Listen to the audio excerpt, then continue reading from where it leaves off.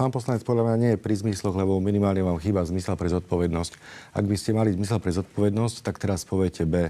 Ak ideme modernizovať miestnu štátnu správu, tak súbežne s tým aj samosprávu. Preto tá harmonizácia legislatívy teraz, pretože doteraz sme to riešili so samosprávami a samosprávnymi združeniami. Ak ste s nimi v kontakte, tak vám to museli potvrdiť. Nemôžete glosovať, vy musíte dať alternatívu. Nemôžete povedať, že som volala s primátormi, ktorí do toho nechcú ísť. Veď my sme vyhlásili výzvu na základe konzultácie. Všetci sa prihlásili. Rozdiel bol v tom, že v 2 okresoch povedali, že nie idem. A zrazu sa prihlásil iný z okresu, tak ja to za vás budem ťahať. Teda tam bol 100% preukázateľný záujem.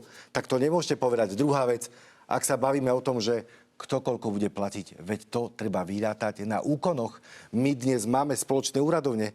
Vy viete, že štvrtina z nich je nefunkčná, si neplní informačnú povinnosť. Vy viete, že máme štvrtinu spoločných úradovní, ktoré majú 4 obce pod sebou. Veď to je ten problém. Ideme spájať obce na spoločný výkon agendy. A o tom to je celé zdieľanie. O tom je tá najväčšia hodnota modernizácie samosprávy. S centrami zdieľaných služieb prišla minulá vláda, ktorá to teda dala do plánu obnovy. S tým som prišiel ja v roku 2019. Dobre, ale aplikovalo sa to do plánu obnovy. Myslím, cez to sa financovala tá prvá časť, čo išla do betónu. Čo ste? A teraz z programu Slovensko Čo ste, idú pani poslankyňa, vy to neviete?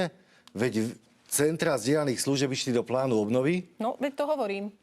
A nikto sa neprihlásil do výzvy. No, ja viem. Lebo bola nastavená s prepáčením debilne. No. A to je ten dôkaz. Po tejto relácii môžete volať prezidenta Únie miest, primátora Bratislavy, predsedu z MOSu a tí vám povedia, čo konkrétne ja som v celej tejto agende robil bez toho, aby som si to dával na sociálne siete alebo trieskal na tlačovkách.